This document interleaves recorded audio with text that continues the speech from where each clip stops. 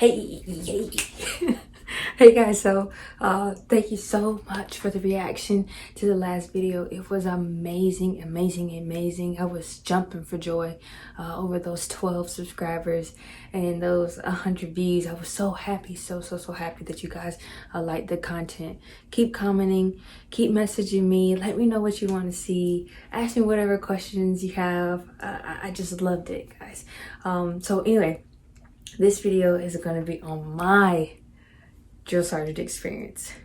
I had a good time and I do miss it. I miss it so much. Good and bad days. But we'll see. Let's talk about it. Don't you know, beautiful, don't you know, don't you know, beautiful, don't you know. Okay, so guys, I went to the United States Army Drill Sergeant Academy in 2015, and now that it is over, I recognize that being a drill sergeant was one of the single most impactful, positively impactful duty positions that I probably will ever have in my military career. As you know, I recognize when I am learning things about myself, and this was that duty position where I learned so much about myself. People ask me all the time, Murph, you were a drill sergeant? I'm like, yeah. You know, I wore my badge here at school. And they're like, what? I can't believe it. You're so nice. You're so sweet. And I think in my head, tell my private staff, tell my old privates the same thing. They'll probably wonder, are you talking about the same person? So let's talk a little bit about how I prepared for a drill sergeant school. I had the opportunity to be working in the 14th MP Brigade S3. And I was surrounded by prior drill sergeants. And they knew that I wanted to be a drill sergeant. But I didn't want to call branch. I wanted to do it on my own time. But believe it or not, before I knew it, I had dang on orders to go to the United States Army Drill Sergeant Academy. So immediately they had me testing on the creed. At any given second, they would like, Murph, creed, go. Get up, go to position of attention, and recite the drill sergeant creed. Murph, rest position at the halt, or the hand salute, or position of attention. They required that from me, and that helped me so much to be prepared for the United States Army Drill Sergeant Academy. I'm very thankful for them and them doing that. So thanks, guys. Thank you very much. The pressure you put on me as a young sergeant definitely paid off at the academy.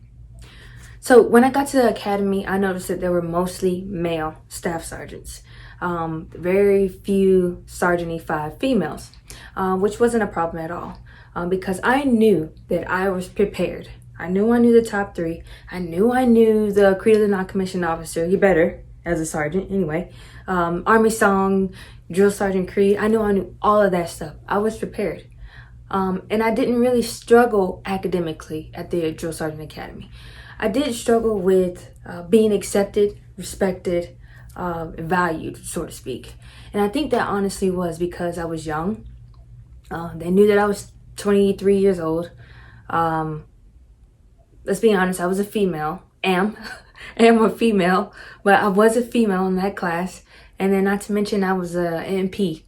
So that probably being an MP probably didn't help it, right? But I think that I eventually got some sign of recognition, respect, value when I won that leadership award. And I left the academy with the leadership award. So that was that I hold that dear to me because I worked hard for that.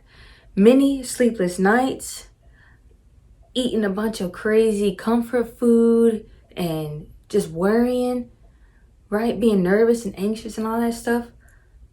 All that stuff was worth it to leave there with my hat and badge and get back to my unit to start working and training soldiers.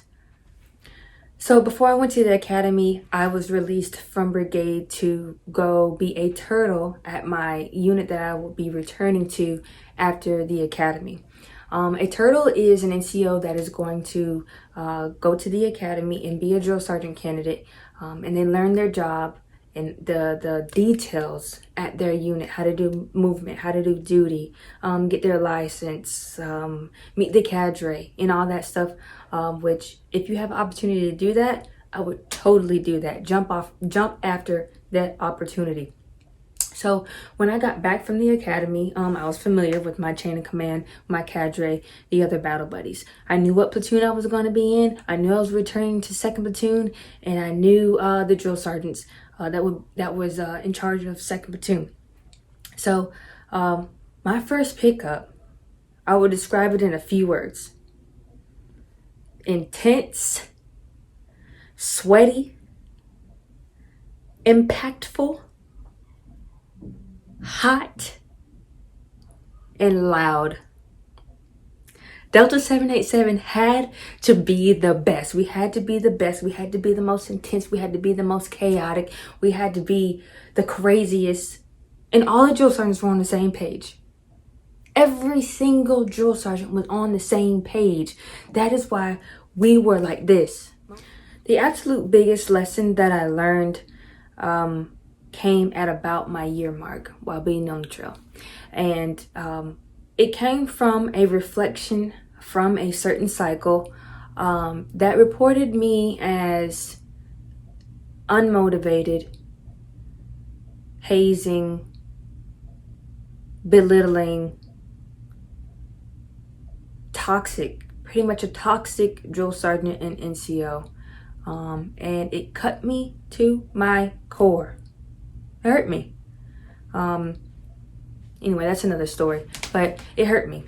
And I took that criticism, reflected on it for a couple months, to be honest. If you know me, you know I reflected on this for a couple of months.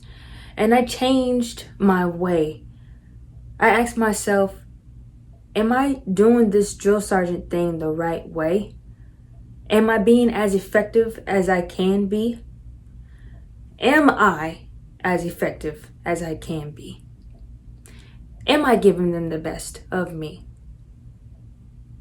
The answer to those questions were no. And I had to go back and reevaluate myself.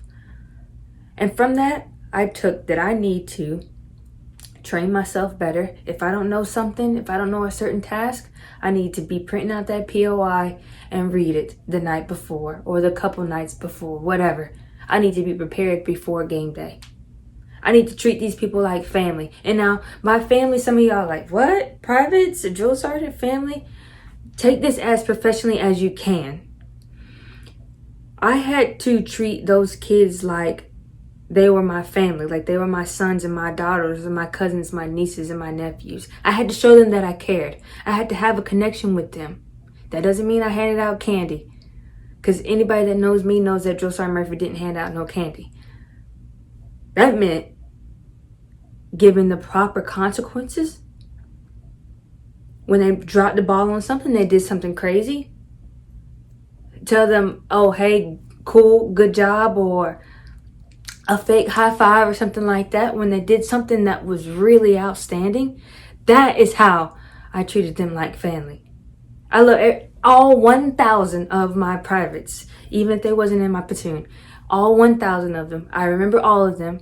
Mostly, I remember all their names, but I remember all their faces, every single one of them, because I had to change my ways. I wasn't doing it right. Okay, guys, that's going to be the end of part 1. I'll have part 2 up for you at some time. If you have a memory or a suggestion or a recommendation or anything you want to share with me that I should probably reflect on in part 2, comment down below. Make sure you like, subscribe. I'll see you next time.